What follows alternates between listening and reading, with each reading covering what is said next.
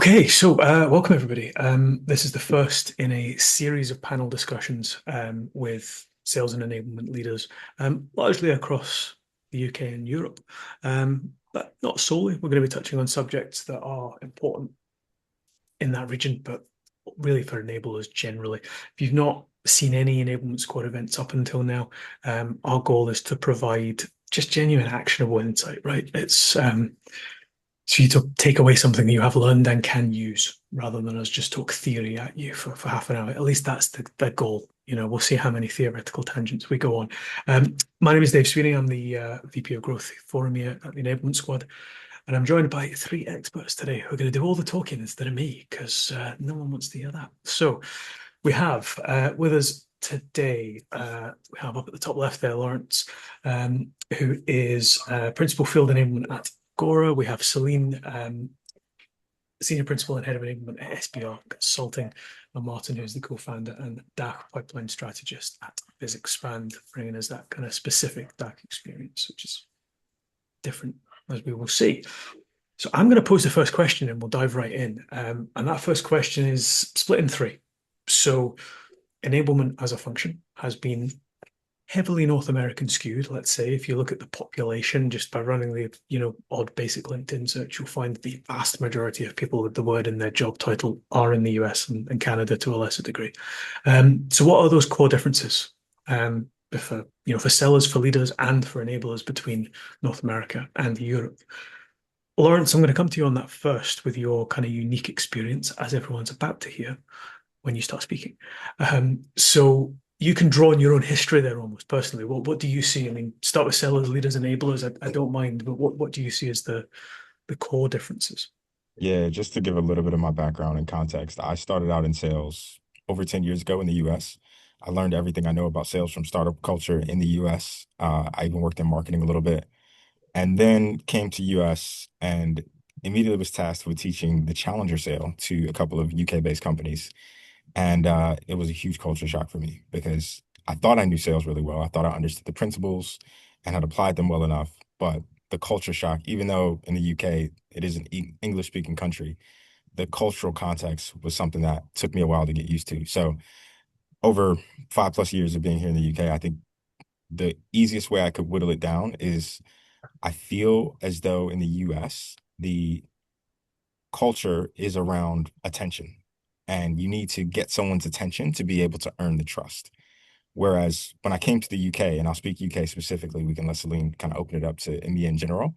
I feel like trust is more of the currency, and the trust will get you the attention.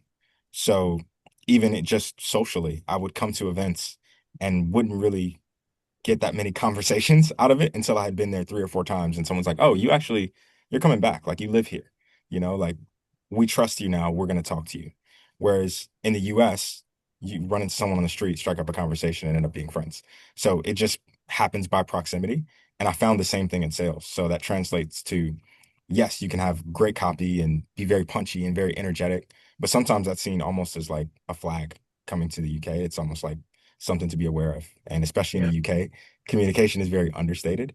So I had to learn how to temper that balance, even though sometimes I can be enthusiastic. So I think understanding the differences and how to present yourself so that you're focused on, hey, I know what I'm talking about. I'm going to keep showing up. I'm going to earn your trust, and then I will get the attention.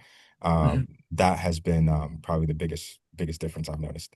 That's really interesting. It's those unspoken nuances, the differences between two on the face of it, similar cultures. And I think, if you just take the English speaking world as an example, you can then compare the UK and Ireland, and it's taking that sort of community and trust based kind of foundation even further.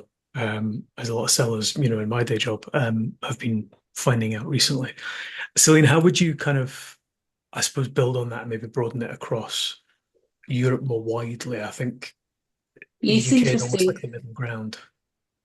Yeah, it's interesting because relationship again matters a lot in the EMEA market. So to give a little bit of background, I was working as a sales director heading EMEA teams working for American SaaS company and making sure we develop in every country in Europe, right? And effectively lifting and shifting didn't really work. Otherwise, they wouldn't have hired somebody in Europe to do it. And here's some of the difference we've seen.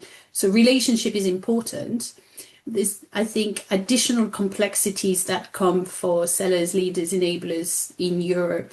And that tends to track with longer sales cycle, higher complexity of stakeholders that may sometimes sit in different countries or having more people to influence. And this is due to different factors, right?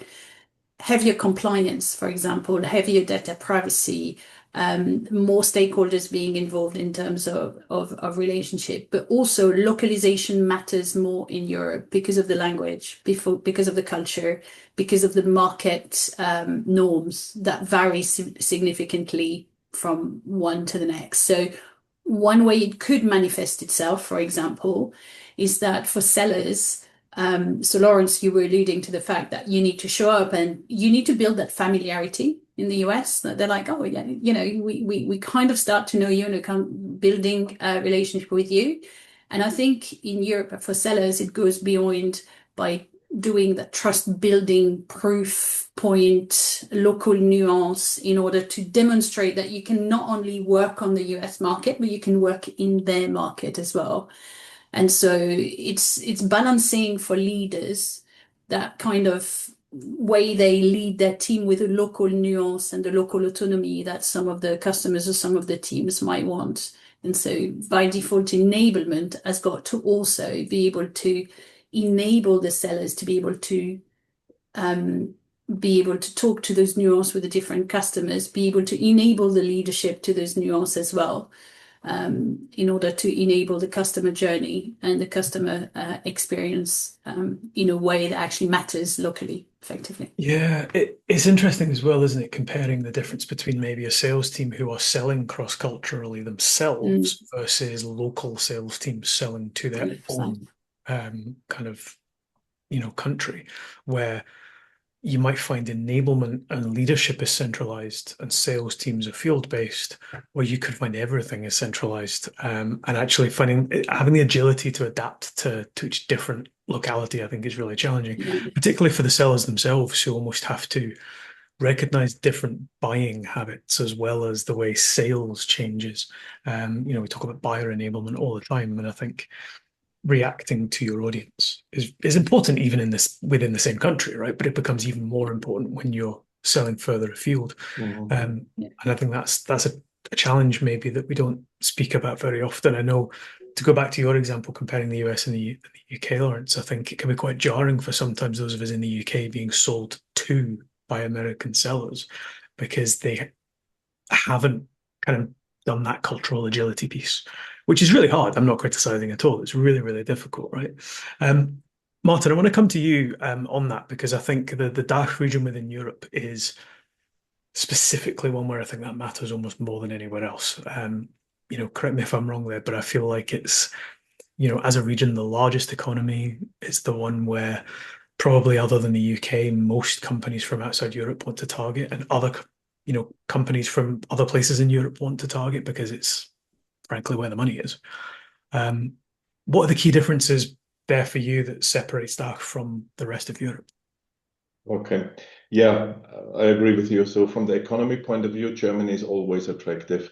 Or let's say the whole DACH region, which is the German-speaking market, which is Germany, obviously, Austria, and one part of Switzerland. So it's a pretty strong economy there. The disadvantages, we work differently. So it's hard to get us. A little bit of my background. So I'm used to do cold acquisition. So I get always hired, or my agency gets hired to introduce good working companies to German buyers. They don't know each other. So it's not about relationships. It's really about, call it cold outreach. So I'm working on the far end side of sales. So I need to, first, when I get a client, I need to reposition them in terms of what's their value proposition, how can I translate that into German, but not language-wise, business culture-wise. And I totally agree with you. When you say US, you build trust by commitment, by showing up. that doesn't count. I know, for example, this being the first one to reply to an email, that doesn't count in Germany. You can wait 12 hours, but then you have to provide value in that email. I get emails where somebody in English says, yeah, I'll send you the proposal in the next 24 hours. This information has no value. I want the proposal. So, and that's a different way of building trust. Mhm. So we have, and one important thing, whatever you do when you sell to the German speaking market is we see the risk first. So I'm Austrian, I'm not German, but I belong to this culture. So you think you would ask, aha, what's the opportunity? How can you help me? What does the solution do? We ask, what risk does it bring? And is it compliant? And that goes on in our heads, and the seller keeps selling, and we're still busy in our heads with, is that compliant? What would that change process-wise, security-wise on my side? So we ignore value until we've solved the risk part. So that means your pitch needs to be different. That's a really interesting point because actually, whatever market you're selling into at the moment, as a seller or as an enabler, risk is louder than it was whatever you're selling 5 years ago, 10 years ago, 15 years ago, right? So we're having sellers that are perhaps not used to managing risk, which ultimately is what they are doing, right? They're going, look, here's the shiny, I can fix this problem, but Yeah. we're also having to mitigate the default, the need to go back to the status quo because it's safe. And now think of Germany, data protection. I mean, they live it, you know. It's not just a GDPR rule. They live it. Yeah. The only I country think I've there's one. told cold and been Oh, told it was illegal. I think there's one thing that Martin, really absolutely nailed, right? And it's the fact that the biggest mistake you can make in between the US or Americas and EMEA is to think that translation is localization, because it's not, because it goes way beyond words. And so it's the messaging is going to be different. The market maturity is going to be different. The customers are going to be different. The local proof point is going to be different. The economy is going to be different. The cultural etiquette is going to be different. And so as enablers, you've got to reflect that and equip your teams with reflecting that. And I think that's one of the biggest mistakes I see around, where people go, oh, but we've translated it in Spanish or in Japanese or in whatever. And that doesn't work. Yeah, I think it's a good little soundbite, isn't it? Translation isn't localization, I Yeah, love that. 100%. and it's completely true. I'll be able to flip this if I can for a second. This is a question that's just come to my mind, but we spend a lot of our lives talking about, difference and diversity and these being good things, which, I'm hoping the room here agrees with. What we're talking about here is being agile to cultural differences and kind of adapting to them. However, I'm wondering if there is sometimes a strength in that difference. If you are, for example, I mean, I spent most of my sales career sat in an office in Glasgow, but selling mostly, in fact, to the US and DACH. And it was the very fact I was sitting in Glasgow that actually got through the door almost. That was a talking point. It was, you're calling from a different culture. That's really interesting. But you have to call that out. You have to be the one to mention, I'm not in Germany, I'm not in the US, I'm not in France, you know. So I think, is it fair to say we're not suggesting here everyone has to adapt and assimilate, but we have to be aware and respectful of. Is that kind of the gist that we're pushing here? Absolutely. And something comes to my mind, because when I was actively selling on my own in Germany, they said, you have this wonderful Viennese dialect. Keep on talking. So, and that's between Germany and Austria. So Yeah. obviously, the more further away, the more inspiring it is. Yeah. If you're talking to the right kind of person, I suppose, who's responsive to that. True. let's bring this to enablement specifically, right? Because we've touched on, I think, why selling is different, and it's because buying is different across different locations, right? Um, how do we, being aware that our audience is mostly people in sales and revenue enablement who may be sitting in an office in the US responsible for global enablement, maybe sitting in an office in France responsible for EMEA enablement. To go back to you for a second, Celine, this just translation isn't localization thing. How do you ensure that you are not doing that? What do you need to look for to be able to actually deliver localization? Yeah, the first thing I look at the customer journey, because at the end of the day, the customer and the client should be at the center of everything we do, not the product, not the first point of contact is the customer. So do you know how they buy from you? Do you know the stages they go through in order to be able to, for you to be there at each stage that is going to help them make a decision? And then you decline that, right? And then we can map the sales process and what we need to do at each stage in order to be able to hold their hand throughout, right? And one of the things that as enablers, we're all familiar with sales methodologies, right? And so here's where sometimes it doesn't work. If you have a sales methodology, but you truly do not understand what your client goes through and you take a generic customer journey, it's just not going to work. And you might have different customer journey because you have different you might have an enterprise account or something, it's super transactional, not the same journey, right? So you need to have two. Okay. And I put four, yeah, but that I just meant two. And so also the sales methodology are not fully culturally agnostic. I have coached global teams in sales methodology in the US and in various parts of Europe. I've delivered work in 22 countries, right? And they do not translate. So we all have received, I mean, some of the methodology behind coming from America, and Lawrence would be able to talk to that, maybe a bit straightforward, and some of them may be perceived rude in some countries, right? Asking me if I disappeared underneath a bookshelf when I've not replied to your cold call email that you've sent to me about 5 times, that's not going to put me in a good mood as a French person, right? It actually works somewhere else. And so this is where it needs adjustment. So you've got the buying journey, you've got the sales process, and then you really look at the cultural adjustment and how people buy in order to be able to tone some of that. So you don't need to ditch the whole thing. But again, we go back to translation and localization. You need to localize and understand am I going to engage with that client? What is the cadence going to look like? What's the format that they prefer, right? So I know Germany is the only country I worked in where a client send me documentation and they read it. Like I was completely mind blown after working in the market.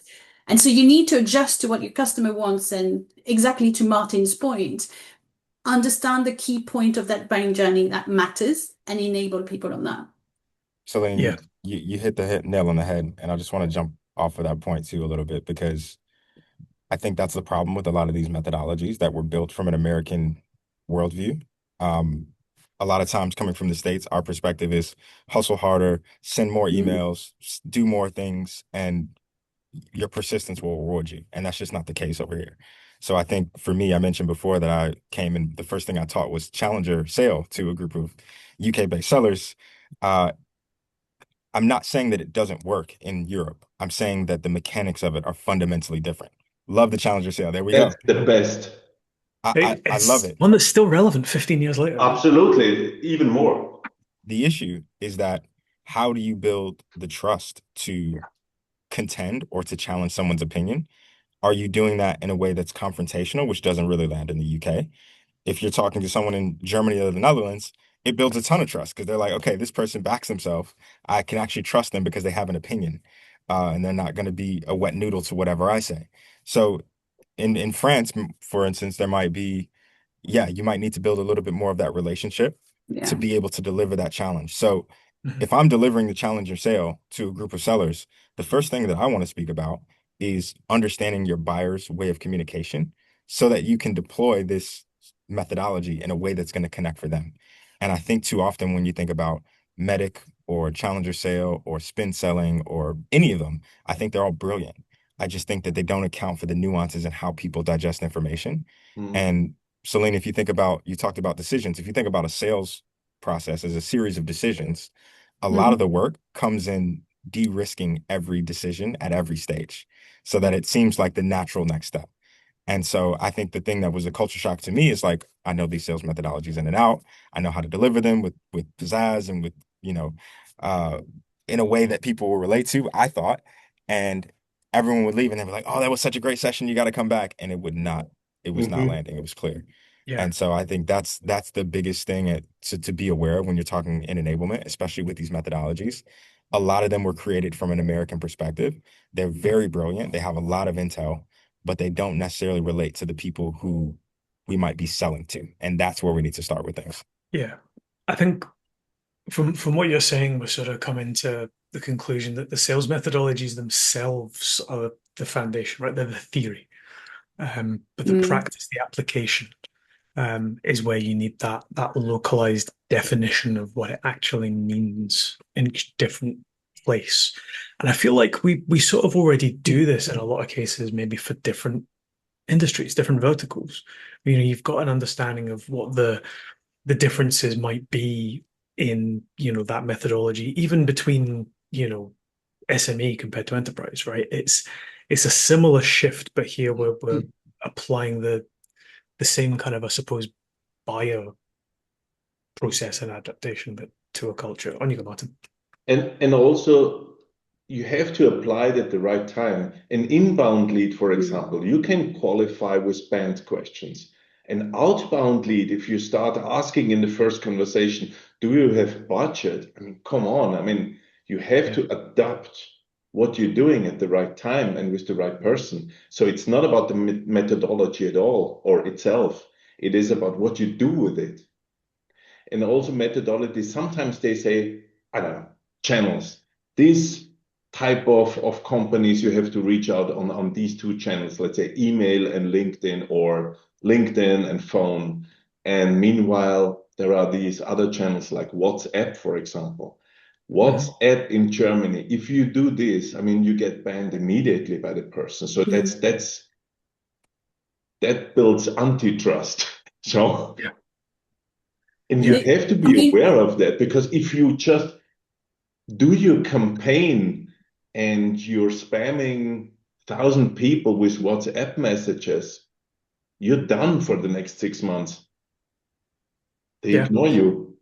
Completely agree. I actually find this kind of multi-channel approach to outreach that we've all been, you know, raving about for several years. Things like text, WhatsApp, all of these things can be huge once you've already got Yeah. a relationship. And I think one thing that can help you adapt across cultures is simply asking your buyer what their preferred method of communication is, so that we're not making that assumption. Because I think as enablers, we spend a lot of time driving people through methodology, through cadences, and you know, actually, if you've got somebody who has a preference for something, you should probably lean on that. there is something for me because I've literally certified in every single methodology under the sun, right? Like spin, done it, solution selling, done it, Miller Hyman, done it, challenger sales, done it, like, and so on We and so need we forth, need an right? order in top five soon. Chandler, oh my God, you have no idea. And here's the thing that I've learned, right? Every time in every company that we've implemented those methodology off the shelf, it's not worked. Like we got a few star salespeople who picked it up, but they would pick it up anyway. You know, these are the type of people that would pick it up anyway. And yes, it made a difference, but could it have made a bigger difference? And so this, about 10 years ago, I started really thinking about this as a sales leader. And I started building our own methodology, build on our customer journey, build on the sales process, and I'm focusing on the behavior of the salesperson versus the stage at which the customer is. And to echo back to what Lawrence and Martin was saying, is like, you know, what do we need to do at this stage? Who do we need to involve? How can we de-risk? What are the red flags? And instead of looking at concept and precept and things that are very, you know, like Miller Hammond tell you, hey, you need to multi-thread. It doesn't tell you how to do it. It's kind of useless, right? and so literally building the sales methodology for the company where they're at a level of maturity for the customer journey and focusing on the behavior that needs to be done and then teach that, the impact has been massive, right? And also we can measure it because you can actually measure what is being done and not done through your CRM data and your conversion rate, through the conversation intelligence with some of the prompt and so on and so forth. And so you gather data that is going to then enable you in that market to really truly understand what works and not, and also the point of interaction. And then culturally, the rep should be able to actually gauge how you do the engagement and the cadence. And whether, they do WhatsApp or some of the things that work, and you've got some cross-pollination inside of things. So it's like that method, that global methodology, I prefer to have like local behavior, and you have something that is kind of adjusted for the company. So not everybody is doing things differently, but then you still have something that's relevant to your customer. Absolutely. Martin, I see you raise your hand there as well. Yeah. Something to add there. I mean, one important part is figure out who's your buyer group, right? And here you have culturally differences, because I'm in the high ticket B2B space, so I'm selling to enterprises. Usually you would say, let's IT department. You want to stay away from them, because if you're selling IT solutions to business people, actually you don't want to talk to IT people, right? And in Germany, for example, that's the second conversation what you have. You get the businessman who says, sounds great, but before we continue, you need to convince IT department. You're not used to that. We are. So we need our own sales stack for IT people, where we cover data protection, databases, security, all that. And that is step number 2 and not step number 7. Yeah. So again, culture comes in.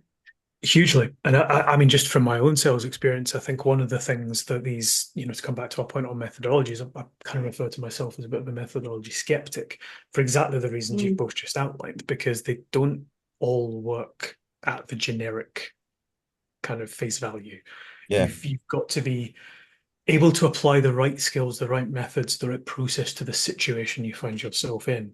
And as a previous global seller, one of the things that used to frustrate me about the DACH region, actually, that it took me a while to learn, was that they will talk to you when they have either a question they need answered or have made a decision.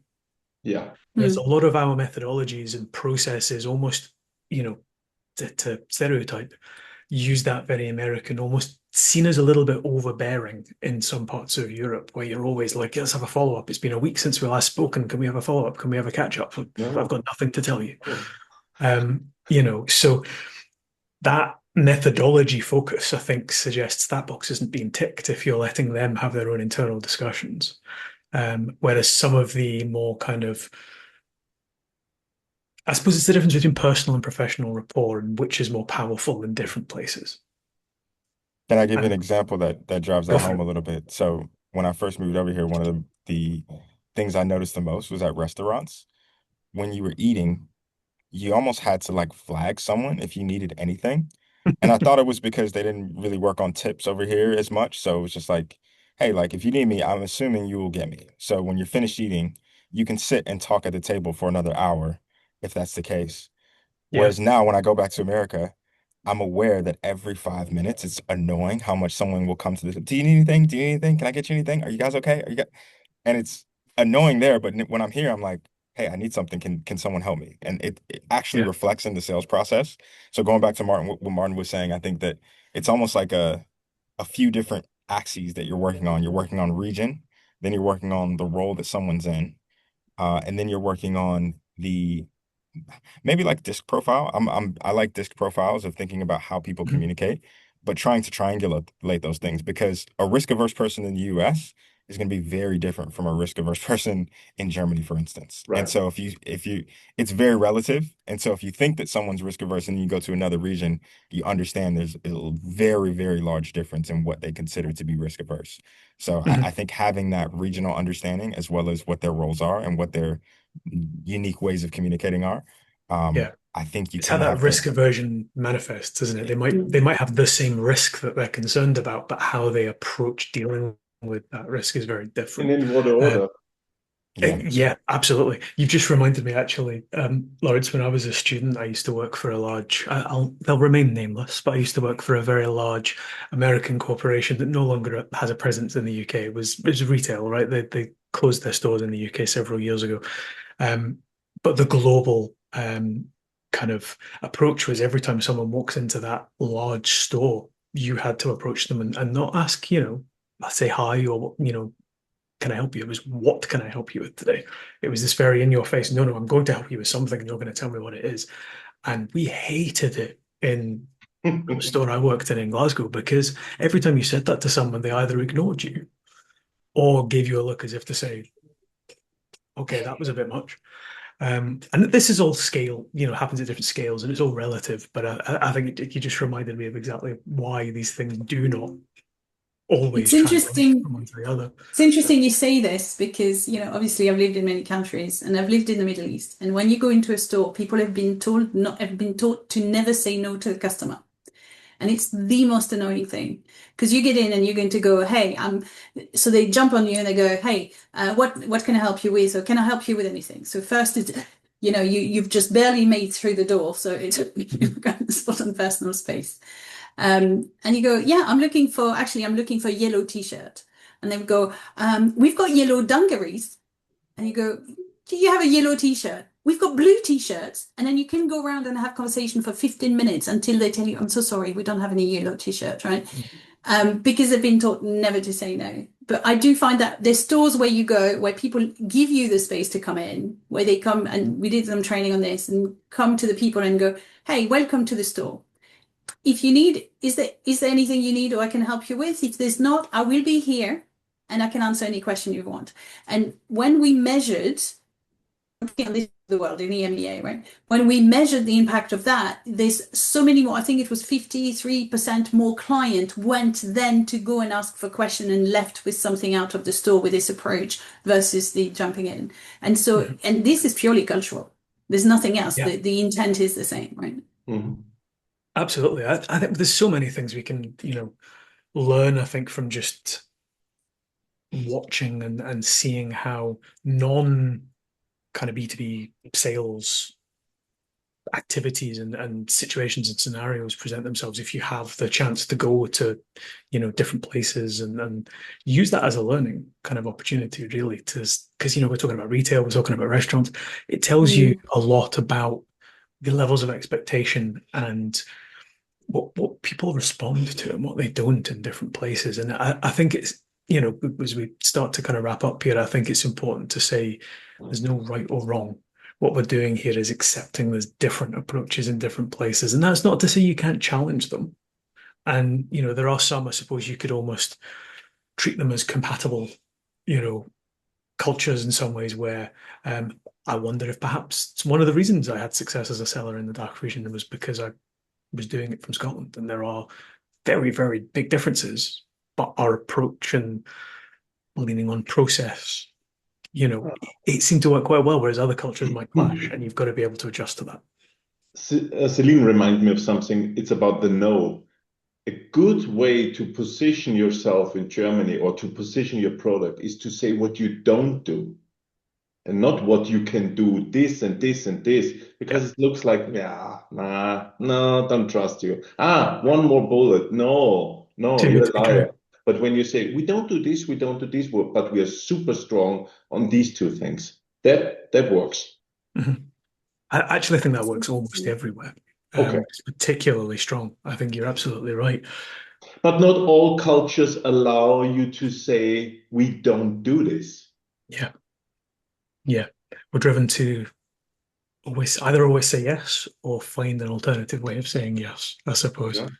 So, as I say, we start to wrap up the conversation, and this is something that could go in lots and lots of different directions. But I think the translation is not localization thing is the one massive piece of advice I think people can take away from this. But I'm going to go around each of you and almost just, if there's one thing that you wish people knew more or we did better when it comes to either selling or enabling in different cultures, what do you think it is? I know that's a big question to put you on the spot with.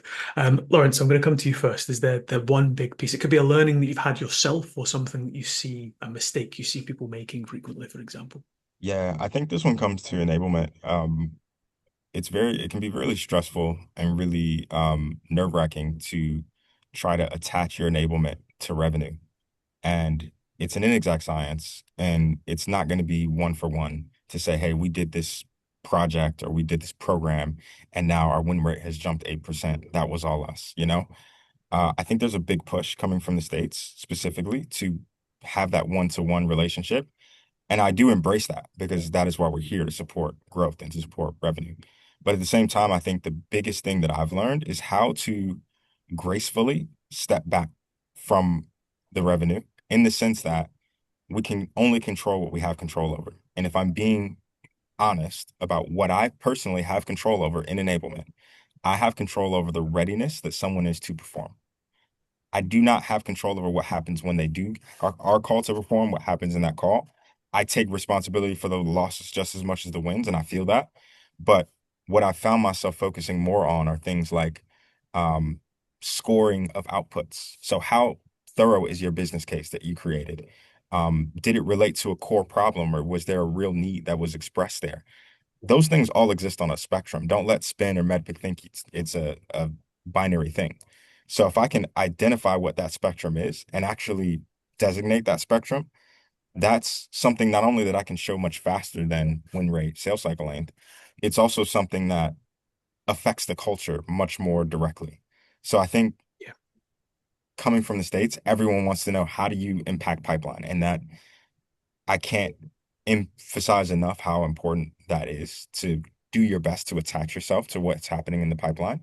But for all of us here in enablement, we can be honest with ourselves and know that there's so many layers in between that we need to actually find something that's not so far away that no one cares. You know, no one cares that 20 or that 80% of people showed up to all of your sessions and they had a 90%, quiz completion. Like, that doesn't matter.